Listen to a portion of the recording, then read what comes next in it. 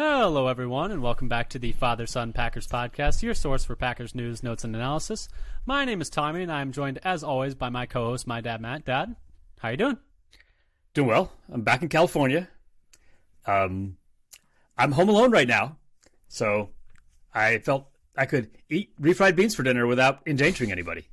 Except the dogs, I suppose. The things that are usually off the table for you, refried beans, garlic fries, etc., they are now... It's free reign for you while you have the house to yourself. There you go. Exactly. But yes, we are here, as always, to talk about the Packers, our favorite thing. We're going to talk to you a little bit about today, about the last open OTA practice from Tuesday, June 6th. We're going to talk to you about the last of the rookies that we have deep dives left for. That is Carrington Valentine, Anders Carlson, and Anthony Johnson Jr. We're going to talk about each of them as well today. Finish up our deep dives on rookies, which is really exciting. So many to get through, and we finally look like we're reaching the light at the end of the tunnel there. We love talking about them, though. Before we do any of that, though, just wanted to pitch a couple of things. If you like what you heard here today, come give us a follow on Twitter at FatherSonPacker. We tweet out when we have new episodes, articles we find interesting, pieces of news, videos we find interesting, etc., etc. So come give us a follow there. We would appreciate it. And then you can subscribe to us on your podcast platform of choice, whether that be Spotify, Google Podcasts, Apple Podcasts, etc. You can find us wherever you can find podcasts. And you can also find us on YouTube. We put all of our episodes there as well. Father Son Packers podcast on YouTube. And if you subscribe to us there, it would really help our numbers, and so we'd really appreciate it. But, Dad, without further ado, should we get into talking about the news and notes before we get into these deep dives? And the main piece of news is pretty much OTAs 3, or the third open OTAs practice, that is. Yep. And so there's more videos coming out, some more people missing time, and so we haven't had a chance to see yet. But Jair and Rasul, I don't think they haven't been there for any of the open practices, and I haven't heard anything about whether they're present for any that the media wasn't invited to. And, yes, Jair Rasul and Jonathan Garvin have not been present for any of them, I believe. And I remember Garvin missing all of last year as well. Yes, he did. But these are optional. That's what the O stands for. So it's up to them. So those are the players that were absent today. Players that were injured. These are all according to Andy Herman, who did a really good job tweeting along with practice. Players that were injured were Dallin Levitt, Dontavian Wicks, Eric Stokes, Rashawn Gary, Jake Hansen, and Grant DuBose. So it seems like we're still not getting practices for DuBose yet, which is, something to keep an eye on. Players who were returning, Keyshawn Nixon returned from being absent from the last open one. And then Tucker Kraft and Jeff Cotton both returned from being injured at the last open OTA, so that's some good news. Dad, some interesting items of note that I'm gonna ping off you, and you kind of tell me what you think. We'll just go one and one, where I'll say it, and you'll just tell me the first thing that comes to mind, just a little brief something.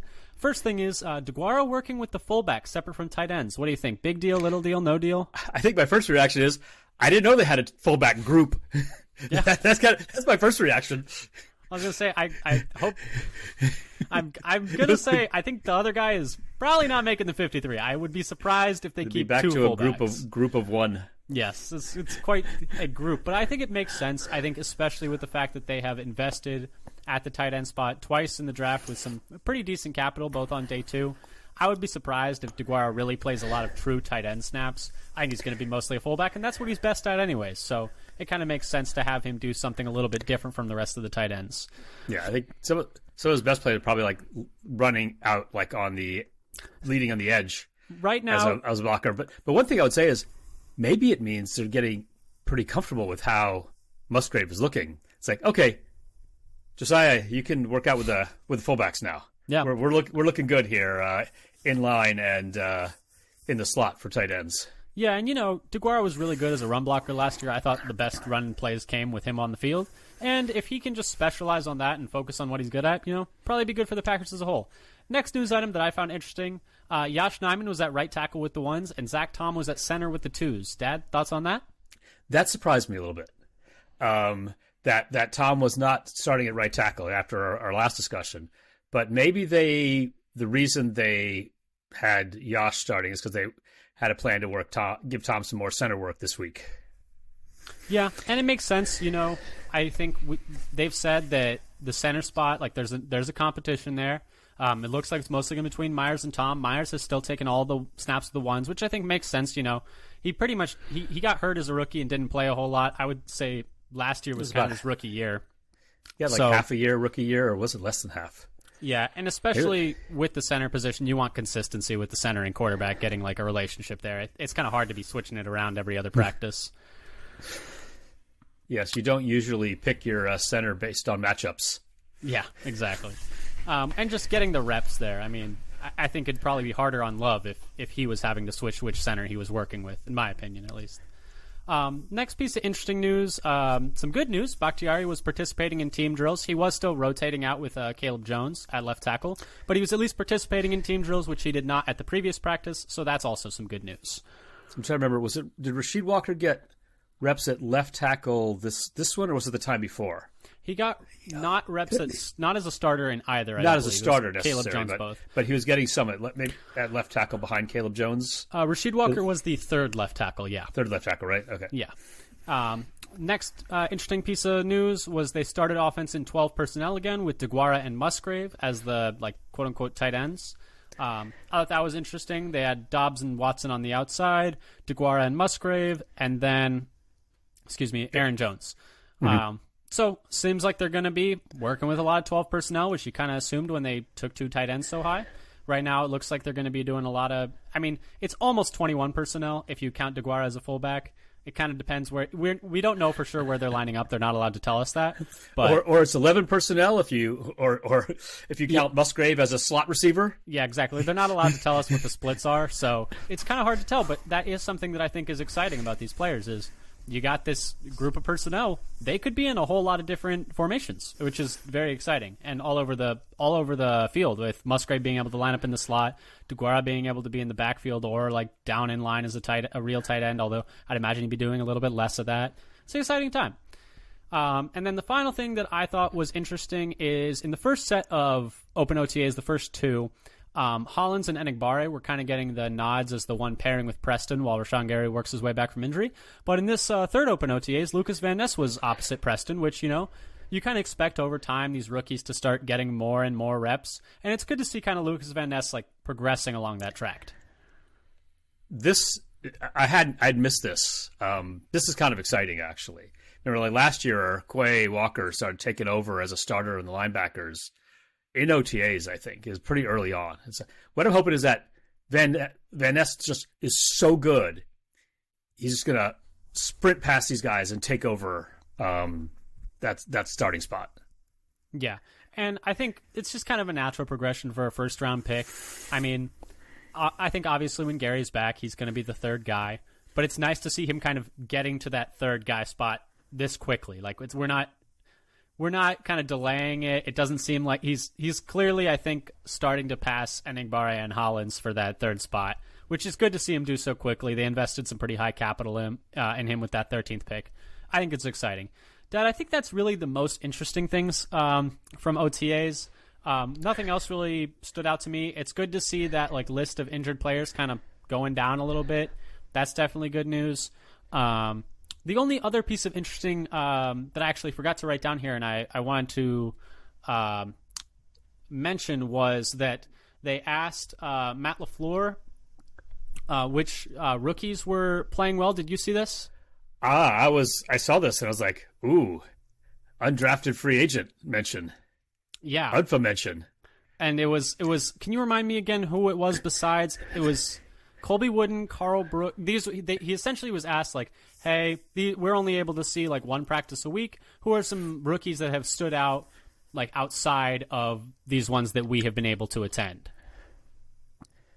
And yeah. I'm trying to remember who it was besides. It was Colby Wooden, Carl Brooks. Well, it was Brenton Cox. It was Brenton Cox, and I think there was a fourth one. I thought there were only three. Okay, well, for now, we'll just say it was those three. Yeah. That's always exciting. Because I hadn't heard. I mean, we'd seen Wooden work in with the ones a little bit in the first two practices. We hadn't really heard much from Brooks in the other practices, and we hadn't really heard much at all from help me. I'm spacing. We just said his name from Cox. Yeah. But it's interesting that, draft picks and then an UDFA there in Cox. I know he was someone who had a draftable grade from some people, but I think that is also interesting. Beyond that, though, if he has definitely had enough ability and upside to be a draft pick, and not just a 7th rounder either. So if he can keep level.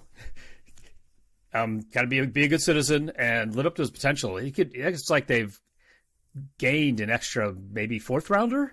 Yes, and I just found a tweet from Matt Schneidman, which was the 4th player I was thinking of was Lucas Van Ness. So okay, there was a 4th. For some reason I had 3 in my head. Yes, it was Colby Wooden, Carl Brooks, it was 4. Brendan Cox, and Lucas Van Ness.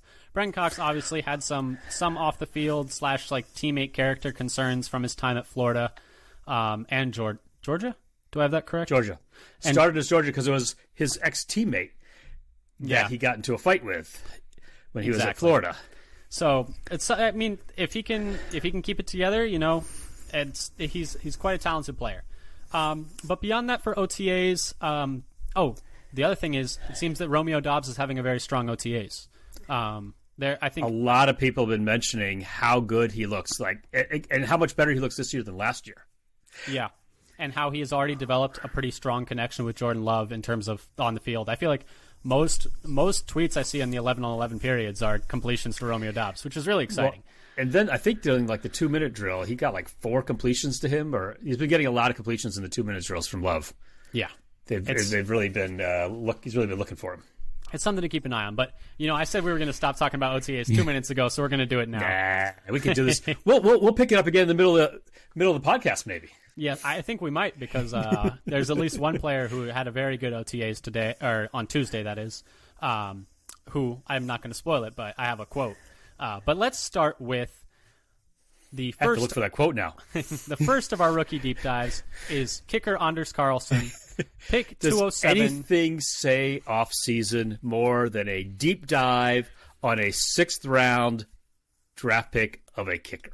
Hey, with a kicker, a 6th round might as well be a 2nd round when you're thinking about it. I mean, he was unless you're the Raiders, then a 2nd round is a 2nd round. Exactly. First round. They took Janikowski with the 19th pick in one draft. Oh, okay. Well, then they took. I thought he was. Oh, he's the 1st rounder. I was thinking he was a 2nd rounder. No, I'm pretty sure Janikowski was a 1st rounder.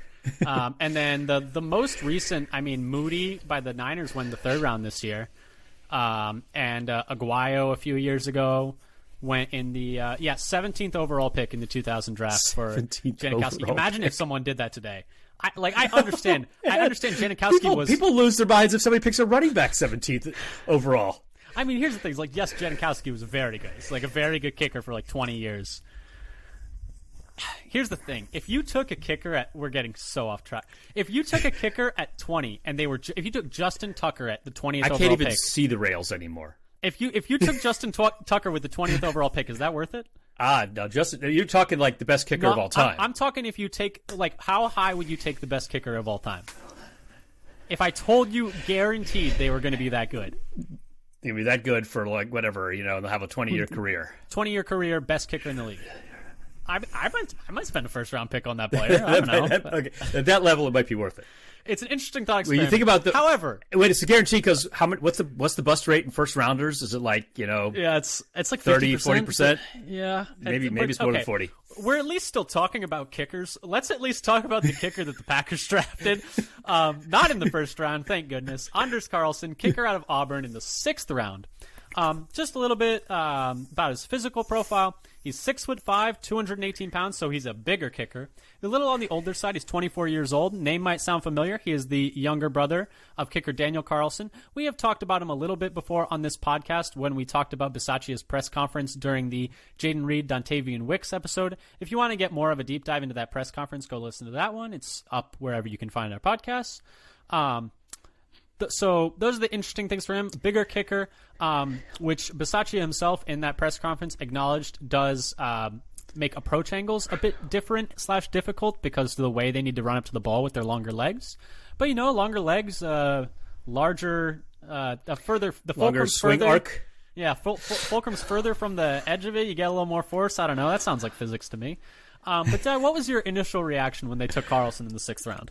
So my initial reaction was that, did they really? So this is what I thought. So I'm giving my straight up, honest initial reaction. Do they really need to use a draft pick to get the third kicker in the draft? It wasn't like he was the first kicker or even the second one. He was the third one. So I didn't necessarily see the need to use a draft pick on him. That's my knee jerk. That was my knee jerk reaction when it first happened.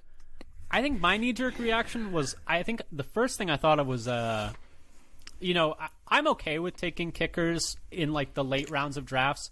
Most of the people you're taking in the 6th, 7th round are special teamers anyways, and these players are more impactful special teamers. I'm sure we're going to have 3 all-pro starters from the last 2 rounds this year. Yeah, but one of them's going to be Anders Carlson. Yeah, but at the same time, I have to stop myself a little bit because I thought some of the similar things when they took J.K. Scott in the 5th round.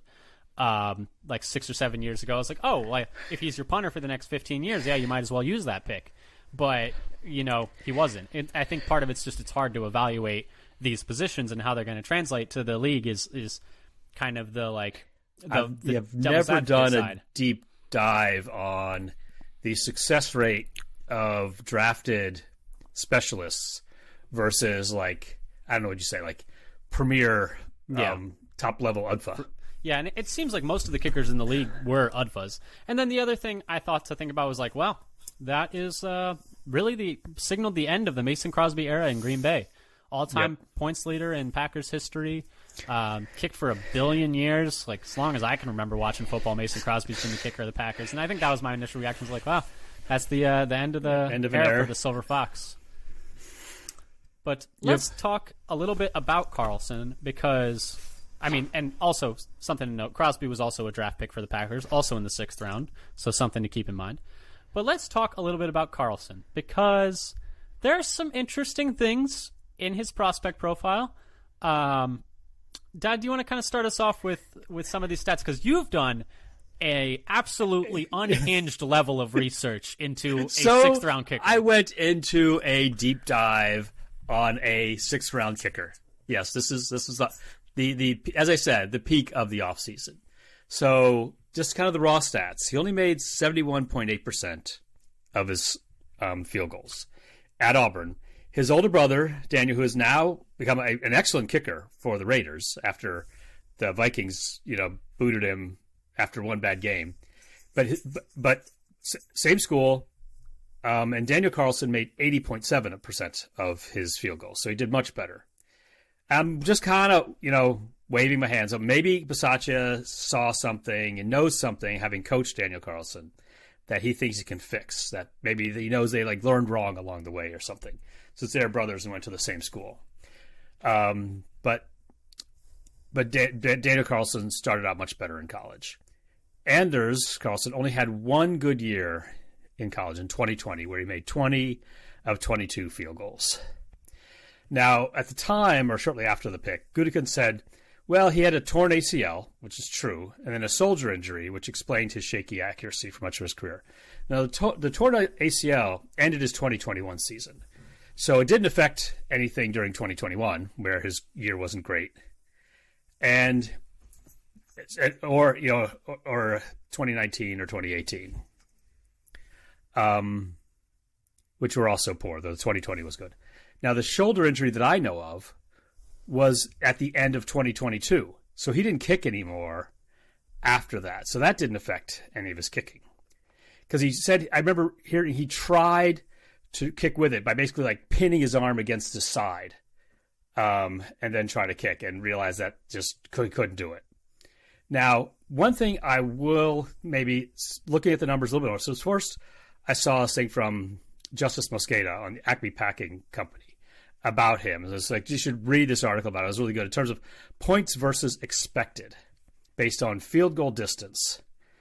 And it's not compared good. to all right. It's not great. And what he did is a comparison of all of the drafted kickers, who were successful and who were not. So in terms of points versus expected based on distance, he was twice as bad as the second worst kicker since 2018, including his brother, who was fourth best. Second worst drafted kicker since 2018. Drafted. These are just the drafted kickers. Yeah. So This is he just looked at the drafted kickers since 2018. Carlson was fourth best in this metric, not dead last at 12th. and not only last, but like twice as worse as the second worst. Now, sounds like a Packers special teamer to me. Yes. One thing else is like, so let's say, so he was actually a Hummer for 6 years. That's why he's 24 now. He has 6 years. Though his first year he did almost nothing. He wasn't even active. He was there, and his second year, so his first year really active. I think maybe it was a red shirt his freshman year, but his first active year, let's give him a pass on that one because. Oh, I would say, so one thing I wanted to say about 50 plus for his career, so especially in the long yards, so it's one of the things I wanted to talk about. He's only 5 for 17 from over 50 yards for his career. And so that's no bueno. And not so good on 40 plus, either 40 to 49, where he was only 25 of 39. So I was looking a little bit about this. So his real true freshman year, he was just a red shirt, didn't play. And then his first year playing, he hardly had any work. And so then I thought I'd throw that one out, and also throw out the post ACL year, because he was kicking with the brace on, all kinds of reasons why that would be a mess. Yeah, and sounds like getting your strength back, based on some of the things I've read, it's like a 2-year process for kickers at times, because it's even more intensive for their legs. And so it's like, just you could easily see why he wouldn't do well there. So let's see how he actually compared. If we then take just the middle 3 years, so not only his best year, but the years where it's got a small sample size, and then so that would be post-injury, 2019, 2020, and 2021 pre-injury, right? Is what you're looking at? Right, that's what I'm looking at. And so if we look at the original analysis, he was his points versus expected was -20. The second to worst was -9. The top kind of 5 people who've done successful in the league: Matt Gay was plus 14.8, Cade York plus 13.5, Evan McPherson plus 8.3, Daniel Carlson a plus lot of this 6.6. You're getting from Justice Mosqueda's article on Acme Packing Company, right? Right. The Acme Packing Company, you should definitely read this article. It's a great article. And Tyler Bass, who's also done well in the league, plus 3.1. So they're all positive. And so let's see what happens if we throw out the Anders Carlson's freshman year. And I also looked at kind of, was this fair? What about if I do it with the other kickers? So Daniel Carlson also had kind of a bad freshman year. And the other drafted kickers, they only actually played 2 or 3 years of kicking field goals in college. So they didn't have this, and maybe they were red shirts. They didn't have so many years you could, had a, kind of low number of chances freshman year like he had. So if you do this for Anders Carlson, then instead of -20, his versus expected is -4. So it's a huge increase. It's still negative. And for comparison, Daniel Carlson changes from, what did he go? He goes up to a plus 11 instead of where he was plus 6.6. So he also kind of gets a boost. So, but not as much. So you see, there's some reason. What I'm looking for is reason to hope. Yeah, I don't know if you saw when you said -20, I visibly winced. I felt physical pain when you said -20. -20, what you'd expect based on the entire, I think, NCAA, maybe? Yeah, so not good. Yeah. So that's how the field goals look. So maybe there's a sign that he's better when he's healthy and kind of playing normal amount of chances. Did want to add is, in college, I know you're controlling for college, but just remember that the hashes are wider, so some of the kicks are harder because you're kicking from a wider angle, and maybe if you're a taller kicker like we talked about, like you said, we're looking for reasons to be optimistic. Maybe if you're a taller kicker where the approach angles are harder because your legs are longer, it's harder to kick at these steeper angles. I don't know. I'm just spitballing here. I'm just trying to look for reasons to be optimistic. Something stick on the wall. Let's see what happens. Yeah, so that's the field goal part of it. Now, that was just one of the negatives. That wasn't even all the negatives. He also has no real evidence of a strong leg. So there's already the problem with the 50-yard field goals, which he was not great, really bad. But it does get a little better when you get rid of instead of being 5 for 17 on 50s, if you just take that center 3 years that we talked about, Then he's what did I say? 3 for 7, I think. So that's a lot better. It's better. And 18 of 27 on 40 plus instead of 25 of 39. I mean, he had a really bad. He also had a kind of his freshman year. He was only 2 for 9 on 50 plus. Mm-hmm. Yeah, and so that really, I think, hit him hard. To kind of not maybe he wasn't ready at that point, but also his field goal leg strength, to sound like something we want, was not great. Yeah. Now the numbers Paul Brettel, forget if he wrote an article or tweeted about this, that I think it is a tweet I saw, that his kickoff return attempt rate was 42.2% in 2022, which ranked 99th in the NCAA. Yeah. So that's not good. But we also already know that this is the year that he was playing with a brace, I think, at his plant leg. So there are a lot of reasons why he might not have and that is been the so rate strong. At which their kickoffs are fielded and returned. So half the time, essentially, his kickoffs were returned, which you don't want as a kicker. You want to be kicking it out of the back of the end zone. Right. Does this sound like last year to the Packers? So because of the reason to have caveats about this year maybe not being representative of what he can actually do, I went and looked back at previous years. So his other years, his return rate was somewhere between like 20.8 and 27.9%. So much better. Yeah, I mean, without the knee brace, twice as good. Yeah, like easily twice as good. And with overall very good PFF grades on kickoffs. My own count for 2021 was 29.3%, which I just went through every play-by-play of every game to find the kickoffs. So I did that myself. And then I say, oh, look, PFF has that. Nice. Hey, we appreciate the effort. Though our numbers didn't exactly match up with my manual count. Yeah, you wonder if there's something to do with how they count touchbacks, because you can fair catch a touchback in college. I would imagine that's where the discrepancy is. Right, there's some fair catches as well as no returns. That's some things they may have counted differently than I did.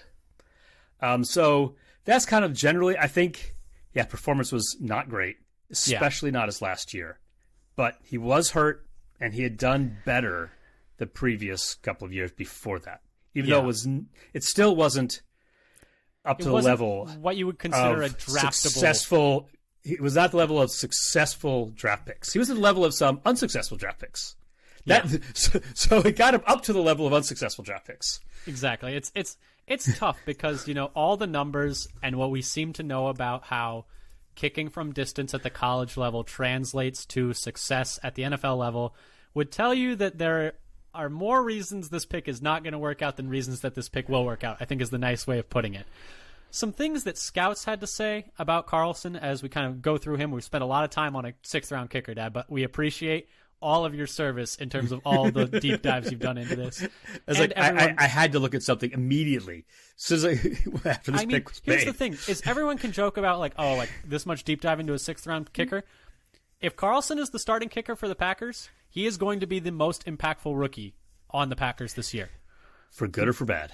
That's going to be the most important. Do you know how a kicker is madly important? If he plays 17 games as the kicker for the Packers, he's going to be their most important rookie. Things are going to hinge on his performance. If he misses kicker is almost always your leading scorer. Exactly. I mean, if he misses 2 field goals in a game, that's probably a game the Packers are going to lose. There's not going to be a lot of margin for error for the Packers this year. But anyway, like what we said for most prospects, we have a couple scout quotes. And some rankings. Dane Brugler of The Athletic had him as his 3rd kicker, and he went as the 3rd kicker, so there's that. Lance Zierlein of The Athletic, I took this one from Packers Wire. Quote, this is his quote in his scouting report. Quote, Carlson has made big kicks in big moments and appeared to be tracking in a good direction back in 2020.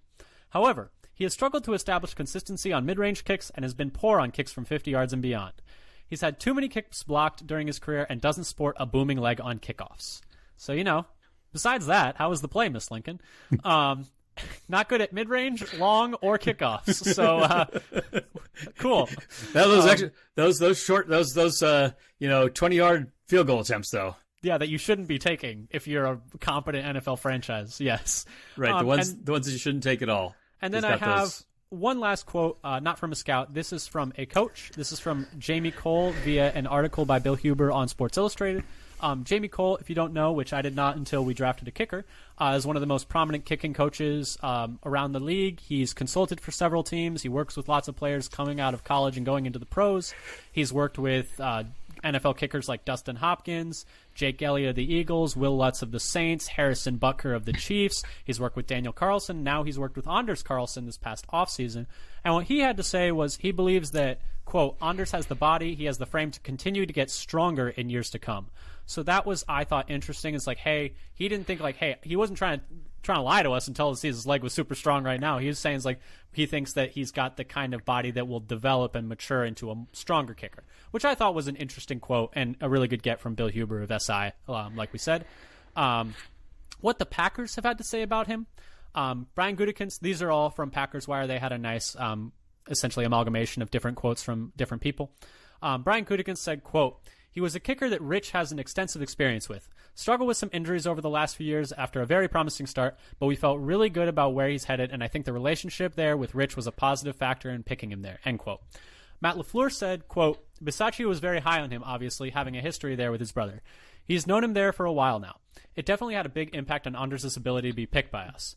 So it kind of seems like they just said, Bisaccia, you know, you're not only the special teams coordinator, but the associate head coach now. We're going to let you have your pick of kicker now.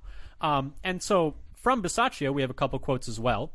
The first is, quote, I look at the makeup of the person. I think he's a strong mental makeup person. I think he's been his best regardless of the circumstance. He's been in a lot of big games, kicked in a lot of situations in the SEC, and kicked in many bowl games. And then another quote was, quote, if Anders can perform like we think he can and can improve, I think we are prepared organizationally with, as well as the majority of the other draft picks, to weather the storm to some degree positionally, and hopefully they can keep improving and get better with time. So it kind of seems like it seems like they let Bisaccia pick. I think it seems like if we want to just transition into our thoughts overall, is that it kind of seems like we're going to have to be patient, I think is the biggest thing I'm getting out of this. Is he's not exactly saying he's going to wow us in the first season. I mean, the fact that he was like, we're ready to weather the storm is like, it's like, please just trust me. It might not be pretty from the beginning, but I think I can fix this. Yeah, I mean, he also said something like, you know, when a quarterback struggles and throws some picks, you don't just get rid of him after one game. Which is a good point because, you know, mentally I would say kicker is up there with one of the hardest positions to play in the game. I mean, like, the more experience you get, I think you build those mental calluses to, like, going out there in front of a big crowd with everything on the line. You've got to be able to put your behind in your past. Yep, be a goldfish, as Ted Lasso would say. But yeah, so that's my thoughts as we kind of, like, wrap up Carlson. Is that I just feel like I'm skeptical, to say the least. This was definitely the draft pick that I probably was not the biggest fan of because I was like, so you're drafting a kicker that was not good in college. Well, okay, I guess. I mean, but, you know, it does sound like the fan base is going to have to be patient with him. It sounds like they're going to kind of try and ride it out. I would guess they're going to give him 2 years with the job. Thankfully, this team is not really looking to contend this year. So, you know, if they lose a couple extra games, it's not the end of the world. I think the main thing this year is building draft capital. Yeah, the main thing this year is building a strong young core. And I think if Carlson is good, he can be part of that strong young core. And if he's bad, there's really no harm, no foul in terms of, hey, you can just move on from him after a couple of years. Will it be annoying in time, like, and actually during the game, if he misses like a 40-yarder that will be important to the outcome of the game? Yes, it'd be very annoying. But it kind of is what it is. I'm sure it'll happen just as we start to feel good about the teams. Like, no, don't give me hope again. No, exactly. But I think that's the thing. It's just like, you know, it's hard to find kickers. Kickers are weird. I think I read somewhere that Mason Crosby also wasn't a very good college kicker either. And look what happened with him. Is that right? He had a very, very strong NFL NFL career. Look up his numbers. Yeah, I think I don't want to say it but I think his field goal percentage was like actually kind of similar, like low 70s to Carlson's. Not any of these like numbers by distance, but just that was interesting. I think it was a similar. Don't quote me on that though, because I can't remember where that was sourced from. But Dad, what were your kind of overall, after all this like research and looking into it, what were your thoughts? So some of my thoughts. now that looks like we've already committed to Carlson. It didn't take long before they like cut down to just one kicker. Yeah. On the 90. So that was like a couple of weeks, and oh no, we're good. And announced that they were going to, as I said, let him make mistakes. Can't have been that bad in practice if they just went down to one kicker right away. I mean, so that's maybe encouraging. And what I'm hoping is that Bisaccia knows something very specific about Carlson's performance based on working with his brother and the fact that he and his brother basically had the same training all through. Same, schools, same college. I guess Daniel Carlson must also be tall. Same kind of makeup. And so that Bisaccia's like, oh yeah, I told your brother to do this one thing and now he's good. I'm going to fix it. So he already knows what to fix. I'm just pulling stuff out of where. That's the some hopium. We're looking for some hopium. Yeah. One thing I do. So that's what we're clinging to right now. So he was the third, last kicker taken. No other kickers were taken after him. There are other players they could have had. I would have liked. Yeah. They could have tried to double up at safety, to take 2 chances at safety. Jason Taylor was a safety I liked from Oklahoma State. Moro Jomo, another defensive lineman. We say Moro Jomo in every single episode. Absolutely, because he didn't go till the end of the 7th, and I thought he was going to go like the 3rd round or the 4th round. So they got a lot of chances I wanted. Or a third tight end, Zach Kuntz, the most athletic tight end ever. Yep, 10.0 RAS. Or another, one offensive lineman tackled Jake Witt, who tested really well, and Matt Landers, who is, I think, a very athletic and pretty productive receiver. He's, I think we talked about it last time, who went as an undrafted free agent. Some of the thing is, like, as we get to these later picks, where they're all sort of scrunched together, the players we could have had instead are all pretty the same. Much the same, yeah. Which means we can kind of speed through them in the next one. But let's move on to our next player. We've spent a lot of time on Carlson, but I think it's important because, like I said, are we in first place for the amount of time spent talking about a drafted kicker this year? I would can we be first in something? It's us and maybe some Niners fans because they took. At least we didn't take him with the 3rd round pick. That's all I'm going to say. But I think it is important though because Niners fans can suck it. Thanks to their kicker, never missing a kick against us. I know, right? But to be fair, we had Crosby, and he didn't miss too many of the big ones either. So, it is what it is. But the thing is, it's like the kicker's a really important position, and I'm glad we're spending a lot of time on it because I feel like it gets a little overlooked at times. But the next player we want to talk about is the corner they took in the 7th round, Carrington Valentine, with pick 232, corner out of Kentucky, 21, almost 22 years old. Dad, what was your initial reaction to taking him? So my initial reaction was I thought there was a pretty good chance they take a corner because they often do. Although this logic failed when it came to guessing that they would pick an O-lineman. But he does fit a lot of what they like to do in terms of athleticism and age. So he's under 22 and is a plus athlete at a position they like to keep stocking every year. So it didn't surprise me. It wasn't necessarily, and it's not somebody I got around to really looking at before the draft. There were some other late round corners I had been looking at, but I kind of missed him, maybe because he had been going earlier than I started to look for corners. Exactly. And I think for me, my initial reaction was I was like, this was a guy, if you were watching any of the like ESPN feed of this, of the 3rd round, of the day 3, that is, Mel Kiper had him as like his top remaining player for like 40 minutes at one point and was like, I don't know how this guy's not getting taken. So I was pretty happy with like the selection of an SEC guy that like some draft people were very high on. I mean, if you're taking that kind of guy in the 7th round, especially when they're an elite athlete, I know he's kind of a limited schematically wise player, which we'll talk about a little bit. He's more of a press man, pure corner, and we'll talk about what that means for the Packers. But, that type of player who's still young, who's played a high-level competition, who some media people are high on, I was excited about that. But like you said, he is a high-end athlete, so let's talk a little bit about his athletic profile. Carrington Valentine had a 9.3 relative athletic score. He is 5'11 and 5'8", so a little over 5'11 and a half, 193 pounds, just 9 reps on the bench, which isn't great, but otherwise his size profile is fine. 32 and a quarter inch arms, which is, that's fine.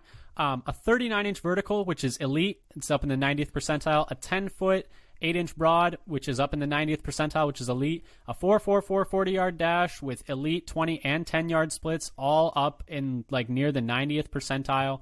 An okay shuttle, 77th percentile, a 4.15, and then did not run the 3-cone.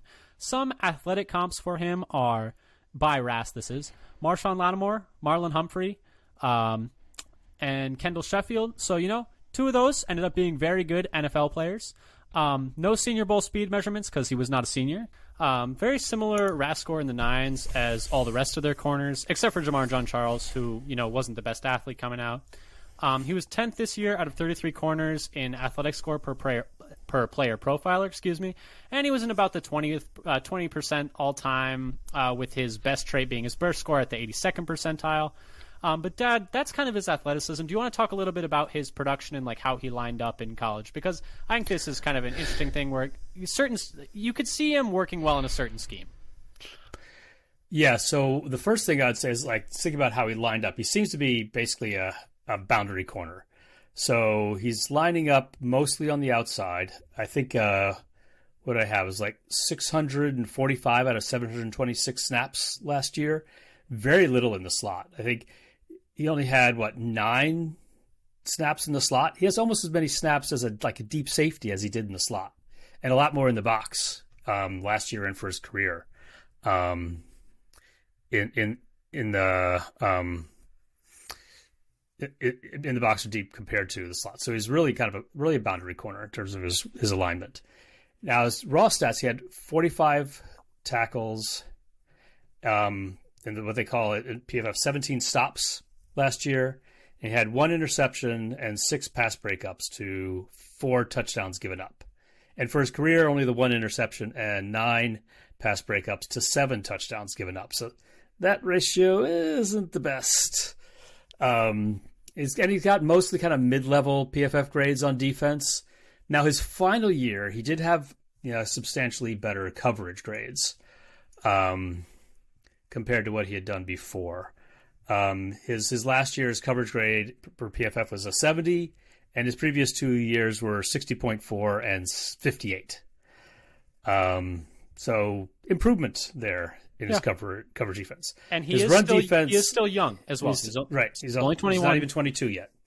But his run defense has pretty much been poor every year. And his coverage was only good last year. Now, so per PFF, his passer rating given up was 94.5 last year and 96.7 for his career. So that's not great. And I also looked at per NFL Draft Buzz, they had him at a 97.1 for passer rating when targeted. So pretty similar. So those aren't great. It's not great. I think for the run defense thing, I mean, kind of my thought on that is he just looks so skinny out there. When you're watching him play, he looks really thin. And I think maybe as he gets a little older, he can put a little more meat on his bones. And it strength. was that I think that was his worst. Was that his worst trait? His strength? While you look at that, I can talk a little bit about what some scouts had to say about him. Oh yeah, his bench was was in the red. But you got to remember, 80th percentile arm length, and a lot of times bench is more of a function of arm length than it is strength. It's it's simply physics. How far you got to move that bar. And his missed tackle rate was okay. I mean, 14.1% isn't terrible. Yeah. And also one thing I wanted to mention is he's only got called for 9 penalties over the last 2 years and 823 coverage snaps. So it's a little less than 1 per game. That's not that bad. Yeah. And what some scouts had to say about him? Dane Brugler of The Athletic had him as his 28th corner, had a 6th round grade on him. They got him in the 7th round, so kind of similar. Quote, overall, Valentine is long, aggressive, and athletic, and has yet to reach his ceiling as a cover man. But his ball instincts and technique are underdeveloped, making his draft grade much more of a projection than others. He projects best as a long-limbed press corner. Kind of the ball instinct. He doesn't have a ton of ball production in college. Like you said, the 1 interception, just the one. Not that many, and not that many passes defensed either. Yeah, Zierlein of The Athletic. This is taken from Packers Wire. Quote, Valentine has the physical traits necessary for the NFL, but the instincts and body control to extend his coverage against quality route runners leaves something to be desired. He's solid at crowding vertical throws and can play press bail, but he has had coverage busts in zone. Also, he bites too easily on double moves. Valentine's lack of aggression as a run defender could make it tougher for zone teams to give him a chance. And then Mel Kiper of ESPN was actually much higher on him than any other analyst I saw, which we kind of talked about already. But he had him as his 13th corner and his 69th overall prospect in the whole draft, which is something that's very interesting.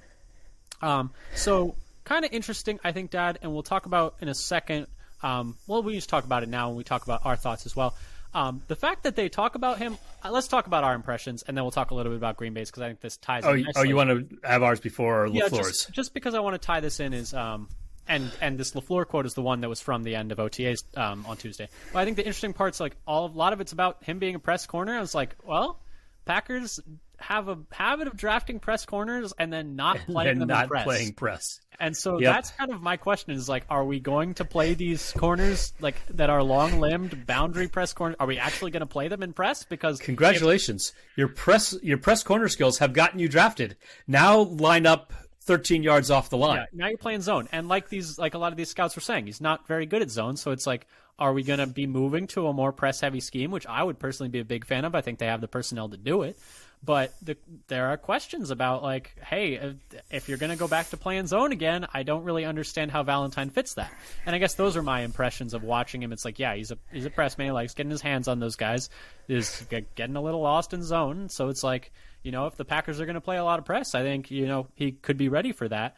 But that was the main interest in me. Dad, what were your kind of impressions for him?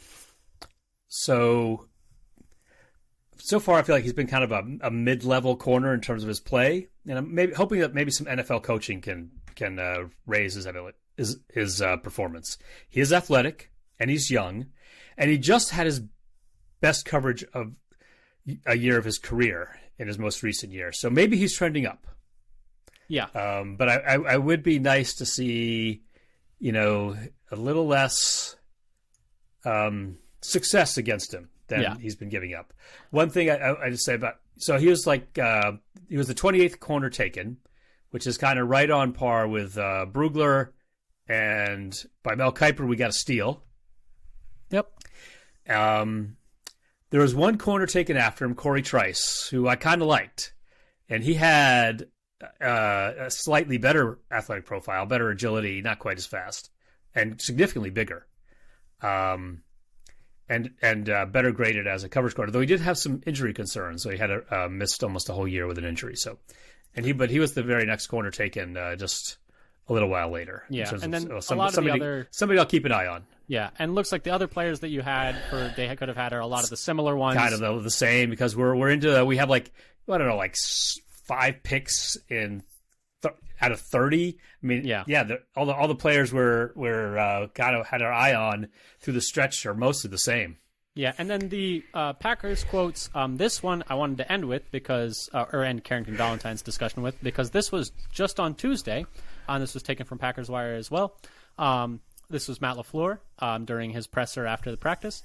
Quote, "You can really see the body movement skills that he possesses, and he's been working hard. I think there's been some great lessons along the way, but he's a guy that certainly has the talent.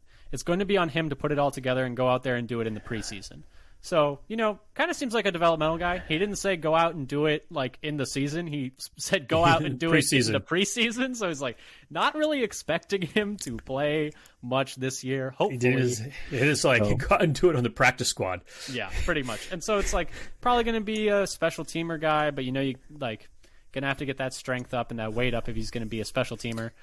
This might be like a redshirt year for him too. This is just like as a freshman in college. They just go to spend all your time in the dining hall in the weight room and see us in 12 months. Exactly, and so it's like we'll see. But those are kind of the things, the takeaways from Carrington Valentine. I think kind of reminds me of like the Kadar Holman pick from a while ago. And Kadar Holman, very similar, stuck on the team for like 3-4 years, and then they traded him for like a 7th rounder. So it's like that's fine. That's very solid. Let's move on, though, to the last. Dad, are you a little sad? I'm a little sad. The last of our rookie deep dives. Anthony Johnson Jr., safety out of Iowa State, not the safety out of Virginia. Important note, there was a different corner out of – did you say – I guess he was a defensive back out of Virginia. There was a different Anthony Johnson Jr. who also went in pretty much the late rounds, who went to Virginia. No, it is not that one. It's the one out of Iowa State. The Packers took him with pick 242. He is 23 and a half years old.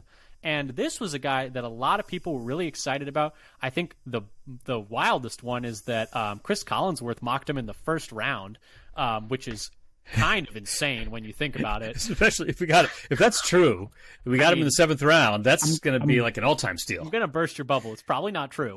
But I think there's a simpler explanation. Chris Collinsworth a genius? I mean, you never know. Are we in opposite land? I don't know, but Dad, what were your kind of initial reactions? For one, I was excited that they took a safety in the draft, and they got one that was like kind of consensus to go like a round or two earlier was nice. The depth at that position is real bad. So they needed players they needed bodies. They needed people like to actually take snaps, like, or do anything. And so I was kind of excited about just like taking a safety that, had at least like some kind of promise to him, and some people were very high on. I thought they had to get a safety in the draft, even though it wasn't a great draft for safeties. I thought maybe even take 2 swings, since if you think this is not a great draft, then you want to get one good one, you might need a couple tries at it. But Anthony Johnson was one of the ones that I kind of had an eye on. And mostly I got started on because a lot of people were talking about him as a possible good pick for the draft, for the Packers. And I think he lasted a little longer than I expected. I thought if they wanted to get him, maybe they would have had to get him in like the 5th or 6th round. So I think they got pretty good value in terms of the pre-draft value, and hopefully he'll turn out to be a great value as he becomes a player in the pros. So I was kind of excited about that. Yeah. And for him, he is another player who's quite a good athlete, not as quite an elite athlete as some of their other picks, but still an 8.13 relative athletic score, 31 1/4 inch arms, 5'11.5", which is on the smaller side for safeties, only around the 46th percentile. But 205 pounds, so he's pretty sturdily built, which is up in the 72nd percentile. Not the best bench, only 12 reps, but an elite vertical at 37.5 inches, which is right up there in the, if I can read this, 84th percentile. There we go. And a 10-foot, 5-inch broad jump, which is in the 83rd percentile. A solid 40-yard dash, 4.54, which is in the 74th percentile, but an elite 10-yard split. Stop if you've heard this before. If you've listened to our other podcasts, even the players that the Packers drafted in this draft that didn't have great 40s all had really good 10-yard splits. So that's kind of something. Yeah. So I wonder if they have some like more recent looks. It looks like they've done that some in the past as well, but this year seems to be trending even more strongly in the Packers draft picks for those 10-yard splits. Yeah, and maybe they've been crunching the numbers and say, this is what really matters for most of the positions. And it's possible. A 92nd percentile 10-yard split, though. Just average agilities. He had a pretty poor shuttle, 4.31, 48th percentile, but a pretty good 3-cone, 55th percentile, 7.07. Some of his relative athletic score comps for him at free safety, not really players you'd heard of. Nick Washington out of Florida in 2018, Major Wright out of Florida in 2010. Then some other players you might not have heard of. No Senior Bowl speed measurements. He was one of the more athletic safeties in the draft. His speed kind of just meets their threshold. He is the 3rd slowest, but he is faster than Amos or HaHa. But his 10-yard split was the best among Green Bay picks and recent starters, even better than Savage's, even though Savage had a much better 40. He was the 5th best 10-yard split among the top 25 ranked safeties going into the draft that we looked at. Kind of his RAS was dragged down by his height a little bit, and his bench, and then his shuttle. The bench is the least important of the physical tests to me, in my opinion. Per player profiler, right. he was the most improvable. Yeah, exactly. And per player profiler, he was 4th out of 20 in athletic score among safeties this year, and he's in the top 3rd all time, with his best of those being his burst score in the 73rd percentile, and his worst being the agility in the 34th percentile, which we talked about. Not the best, agility tester, but the burst is still really exciting. I'm not sure, especially with what we had to work with this year. Mm-hmm. And the safety, remember, like how poorly they were testing. Yes, and especially the safeties that were expected to go really early. All the safeties tested, all the high rated safeties before the combine, almost all tested poorly, except for Sidney Brown. And then Jartavius Martin. I was going to say Ward, but I knew that wasn't right. Yeah, who was it was kind of switching from corner to safety. Those are the only two guys who had a good athletic profile among the sort of first 2-day safeties that were being talked about. And he's a really good athlete, but do you want to talk a little bit about his production, which is kind of interesting because he only played safety 1 year at Iowa State. He was a corner for 4 years and then a safety for his final year, I believe, right? That's right. Only a safety for his final year. Yeah, he's a little older. He's 23 and a half because he was at Iowa State for, was like 4 years? 5 years? I think it's 5 years or 4 in a red shirt, but yeah, 23 and a half. But, it all got screwed up by 2020, so you never know what it really would have been if everything had been normal. But anyway, let's talk a little bit about his production, though, because I think he plays better as a safety in his last year than he was a corner in all those other years, and he only played safety that 1 year. Right, so he had just the 1 year at safety after most playing corner. He only played about an eighth of his snaps deep, so most of his snaps were in the box or the slot. And then like one pass rush as a safety is like blitzing off from as a safety blitz, and he had a couple of them as a corner, so he did some corner blitzes too. So maybe he has a little bit of that in his toolkit. So alignment, and he's with only the 1 year to look at. We know a little bit less about his alignment versatility as a safety.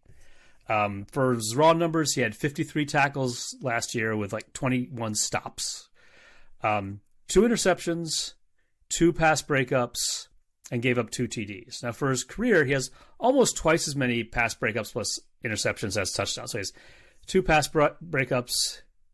No, sorry. 2 interceptions, 18 pass breakups, but he gave up 11 TDs. So you compare that to what Carrington had done, where they were much closer. It was like 7-9 instead of 11-20. So he's doing better in terms of making plays on the ball versus getting beat for touchdowns. So that's not too bad. Overall, he's had pretty good coverage and run defense grades per PFF, and both were very consistently good all 5 years at Iowa State. Overall, his coverage grade was probably a bit above average among the top 25 safeties in the draft this year, based on I kind of ground through all of the top. When I was trying to figure out what safeties I got coverage grades, tackling grades, and athletic profile for like the top 25 safeties in the draft, pre-draft. I was getting a little obsessed. It's like, is there anybody we can get who's any good? Because we had nobody, or we had like one safety on the roster. Exactly. His passer rating when allowed per PFF was 84.8, so we're getting a little better than Valentine, though he's a different position. Now, he had his worst passer rating against in his second to last year. So his last year as a corner, his passer rating against 124.7. And that's when the coach called. That's when the coach called him up and said, "Okay, hey, time to move to safety, buddy. We're going to safety." And then he got it back down to I think more what most of his years were. His last year, I think his previous years, besides that really terrible year. Sorry, I'm just having a little trouble getting this thing to. Was like 65, 94, 75, and then his last year, 85, basically 85 as a safety. And it is 90.2 for his career on average. And per NFL Draft Buzz, they had him a little worse, 100.1 on average. That has like that really bad year mixed in. They didn't break it down by year to see what he was as a safety. His missed tackle rate is not great, 17.5%. Last year, 16.5% for his career, which puts him into like a little below average for the 2023 class. I would say out of those like top 25 safeties I looked at, it might have been like around 17th in terms of like his tackling grade. Looking at tackling grades, both on PFF and NFL Draft Buzz. But his overall run defense graded out kind of better than his tackling grade. He's getting to the spot. He's getting to the right spots, it sounds like. Getting to the right spot. Not quite always finishing. And the thing is, at the NFL level, you're playing with some better players. More people are rallying to the football. Sometimes you just got to slow them down. Sometimes you just got to be in the right spot and slow them down. Obviously, ideally, a safety is safe, and they're making the right tackles, and that's what made Amos so great for so long with the Packers. But, a 7th-round pick is not going to be a perfect player. But nope. Do you want to talk a little bit about what scouts had to say about him? Because there's some interesting things. I think most of them had him higher than a 7th-round grade. not quite as high as Collinsworth had him. But Dane Brugler had him as his 17th safety, a 5th or 6th round grade on him. Quote, Johnson plays with mirroring range in man coverage and against the run and reads concepts well in zone coverage to fluidly work his area. The ball seems to find him more than he finds the ball, and he is still learning the ins and outs as a true safety. Overall, Johnson might not have a sky-high ceiling at the next level, but his character, experience, and functional size-speed traits raise his floor and will keep him earning an NFL paycheck. Then Zierlein of The Athletic, this was taken from Packers Wire, quote, cornerback turned safety with good athletic traits for the safety position and rare physicality from a former corner. Johnson has grown into a safety's frame but is versatile enough to play near the line of scrimmage or line up over the slot. He moves fluidly with good play speed but is still processing angles and coverage responsibilities at his new position. He will come downhill and hit anything near the line of scrimmage with everything he's got, but he needs to learn to control his aggression to become a more consistent tackler. Johnson's traits, versatility, and toughness give him a chance to become a starting safety or nickel safety. And then Kuiper had him as a safety 11. I think something that we hadn't really talked about yet is that everyone says, like, character through the roof. Like, he was, like, one of the leaders on that team at Iowa State. Everyone has only glowing things to say about him, so that's always something you want to add to your locker room. Sounds like he's going to be willing to do the dirty work on special teams. For me, and Gutekunst had something to say about that as well. This is also taken from Packers Wire's quote, go back to the versatility we're talking about. And then also the one thing that sold us on him was he was the top of quote, he was the top of football character as you can possibly get, the way they talk about him there. That was one of those fun calls to make because the wiring was exactly what we were looking for. And so that seems to be kind of what drew the Packers to him as well. For me, my kind of impressions of him is I think he's pretty solid. He's pretty good, especially for where they got him. I like that he has experience at corner as well as safety. I think it's good to have versatility on the back end, especially in a team that doesn't have a ton of depth right now in the secondary. We talk about the safety depth not being great, but honestly, the corner depth after the first three, like after Douglas, Jair, and then we don't even know when Stokes is going to be ready. I mean, the next corner up is Nixon, and then but after that, it's like, well, yeah, right now Nixon's basically the starter, slot, so and then the next guy up is Valentine or John Charles or Valentine, and so it's like there's some question marks there. So it's like, hey, if Nixon goes down, maybe Johnson Jr. can step into that slot role. He played a lot in the slot. He's played corner before. He's played safety. Having that versatility on the back end, I think, is a good thing. I like that he's at least getting to the spots in run defense, and he's trying to hit them with everything he's got. I think it's, I think it's just kind of, it just reminds me a little bit of like, this gives me a little like early Savage vibe where he takes the wrong angle, comes charging in and gets beat. So he's probably still learning what the angles need to be from the safety position. And I think it's easy to project improvement there because, he's only played the position for a year. So it's like, it's a lot of new things he's learning, and I'm sure that's going to have his head spinning a bit, but I think there's a very real possibility that we see him play some meaningful snaps at safety because there's going to be a lot of snaps up for grabs for safety. Dad, what did you kind of think about him? So my first thoughts, as I said, I basically felt they had to pick a safety, despite it being a poor year for them. And I felt like Johnson was one of the higher upside ones available. And getting him in the 7th round is basically a steal. I think so what did he have? He was like that 15th safety taken overall, and Kuiper had him as the 11th. So that's a pretty good bargain, though Brugler had him a little lower. But in terms of finding a safety in this class who has some upside, has some athletic ability, I'm surprised he was still available, actually, considering. Yeah. And the safeties who were left, the last, I think, 2 more safeties taken before the end of the draft, I liked him better than those guys. And I think I liked him better than a couple of the safeties who went before. Mm-hmm. And in a class that was struggling for athleticism at that position, I'm also equally surprised he lasted that long. And I think Andy Herman of Pack-A-Day said, like, my biggest gripe with the Packers draft is that they waited too long to pick Johnson Jr. and like he might have been gone. I think was one quote, which is like a lot of Packers people are very excited about him and for good reason. Yeah, I've heard a lot of podcasters just talk about how happy they were that they got him. This guy had their eye on. It seems like a lot of people would have been happier with the draft if they got the same 2 players, but flipped Johnson and Carlson. I think or Johnson and Clifford. That was the one I was going to say. I saw a lot of people being like, just think of Clifford going in the 7th and Johnson going in the 5th. But hey, Clifford apparently had a very nice day. We're getting off the rails again, but Clifford had a very nice day at OTAs 3. Really, that's something we didn't talk about. We were talking about OTAs, about his 2-minute drill I think it was. It's looking really good. Of recording time. I'm not adding content to talk about how good Sean Clifford looked with the third stringers and how he went 7 of 11 in the 2-minute drill.